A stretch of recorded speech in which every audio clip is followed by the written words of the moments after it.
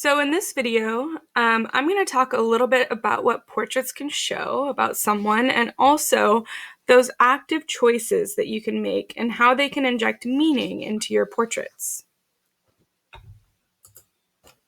So Richard Avedon took this very famous picture of a beekeeper, and traditionally you would think, oh, bees, I'm gonna go take a picture of them maybe in their little netted hat and their little netted outfit next to a beehive outside or something. And instead, Richard Avedon has the beekeeper take off his shirt and actually has the bees on his body. And so in this way, we get some clues as to what this guy does, but it's in a much more creative and interesting way. So the active choices that the photographer made in this photo was the outfit. So he chose to not have his original beekeeper outfit. That's an active choice. Also, another active choice is the camera angle that the photographer chose. So the photographer chose to photograph the person from the waist up. The location is another active choice.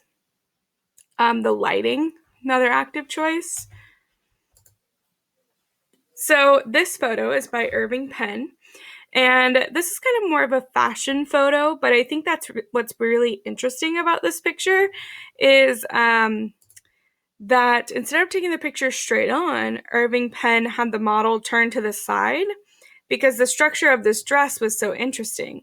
So, really when you take a picture, think about the clothing, think about other elements, and what would be the best angle for shooting that person and those things. So since he saw this dress and he saw how interesting it was, he had the model turn sideways so we can get a better, more interesting viewpoint of it.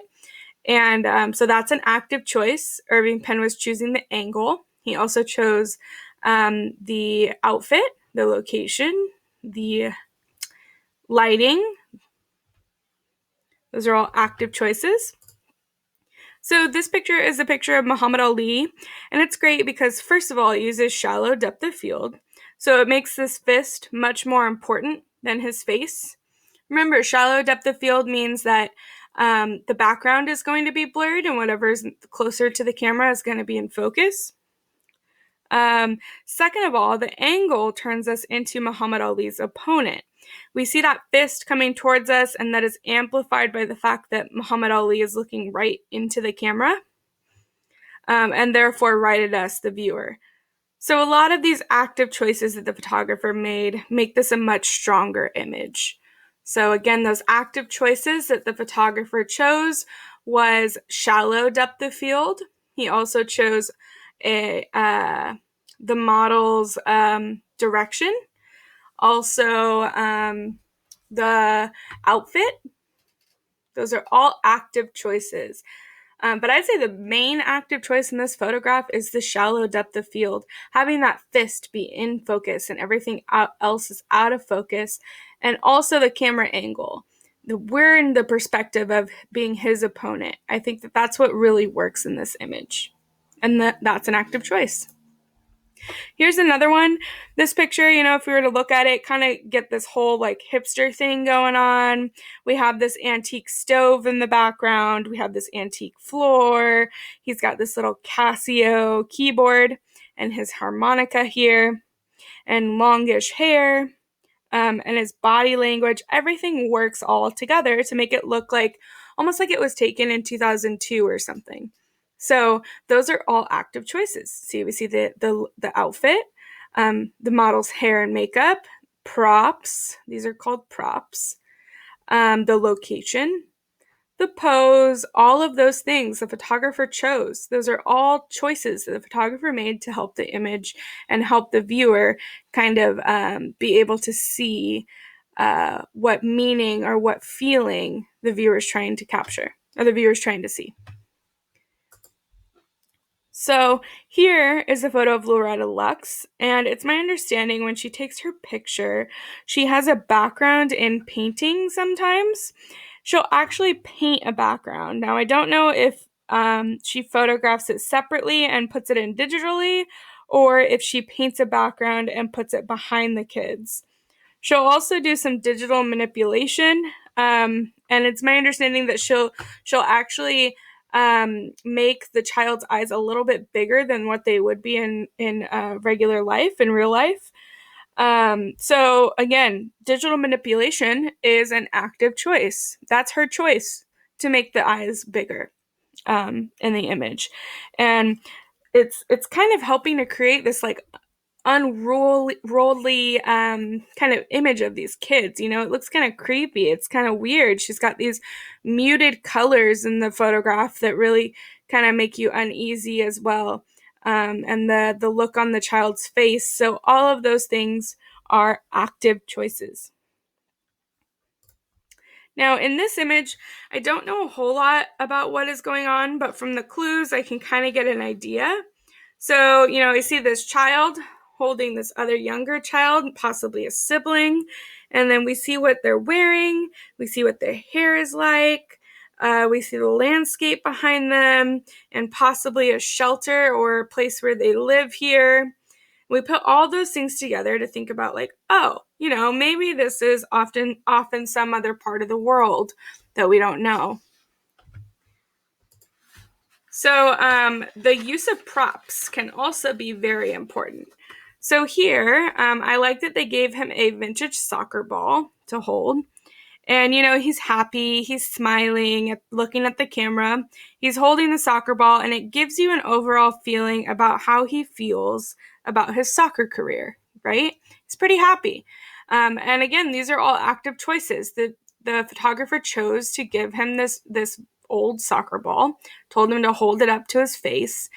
The photographer chose the lighting in this image. The photographer said, hey, I want you to be really happy. Give me a big smile. That's an active choice. The photographer also chose to get nice and tight in on the model's face. So again, active choice is camera distance. Those are all different things. Now this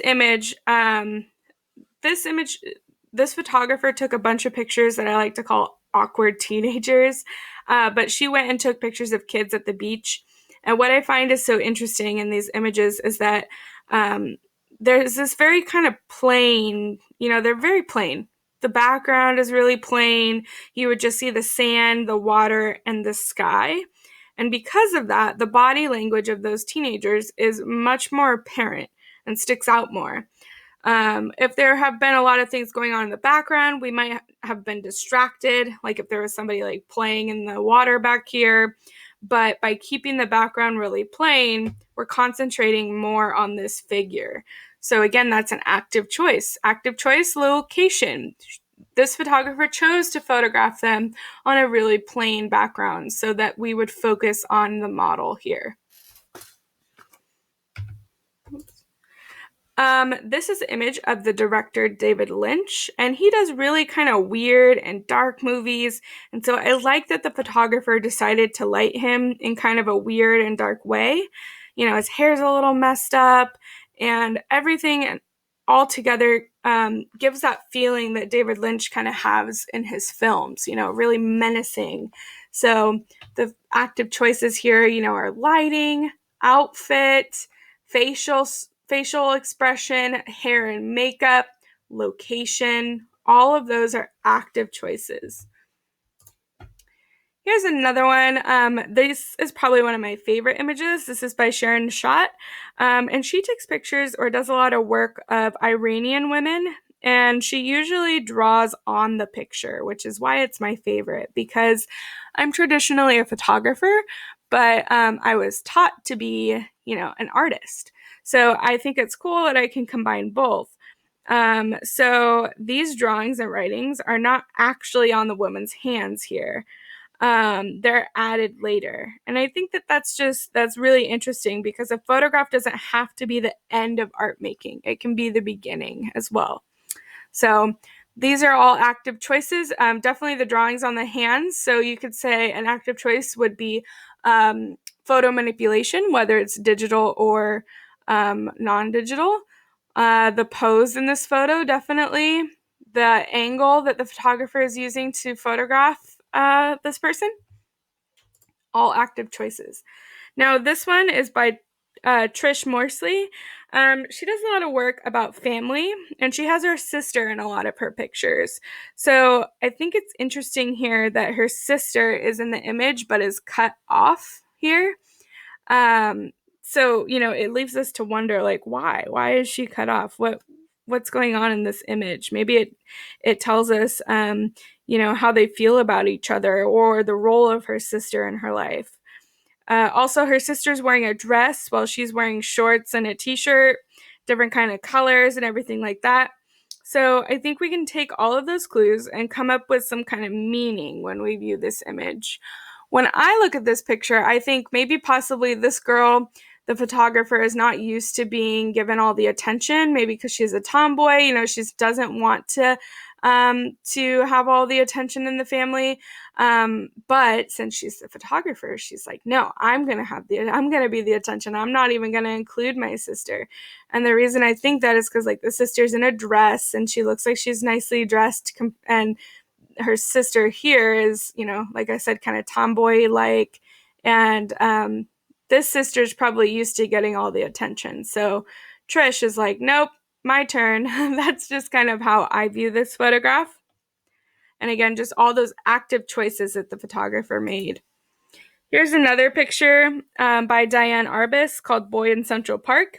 He's holding a toy grenade, but I think that it's really interesting the way that he's looking at the camera, this expression. The look on his face and like his other hand is kind of becoming a claw. And even though there's some things we like to avoid in this picture, like pole head and just some distracting people in the background, I think it still really works because we're so fixated on this kid's expression and what he's doing. So that's also a really good example. Here's another example, and again, we can use these clues to try and figure out something about the subject in the portrait. So a few active choices here. The photographer chose to, have him on this steel beam. We see the city in the background. He's wearing a suit, but he's holding blueprints. So maybe he's an engineer or an architect that works on big buildings.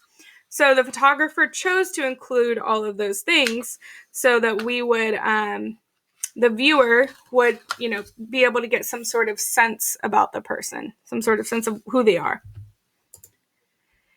And here we can look in terms of, okay, we see a guy, he's at the beach, he's wearing a hat, probably to keep the sun out, right? He's got a bunch of rakes here. We see this spiral in the background. And we can put it all together and think, oh, maybe this guy maybe this is a guy who goes out and kind of makes artwork at beaches. And we see what he looks like. We see the tools that he uses to make the art. We see where he makes his art. We also see what kind of what his art looks like, right? So altogether, it gives a nice full picture because of the active choices of everything that the photographer decided to include. Now, quickly, I just want to talk about some Jill Greenberg's work with primates. So the way you pose your models and capture a moment can affect the motion that's created and conveyed. She did a great job of capturing interesting emotions in these primates. This one always looks like an old man scratching his butt to me.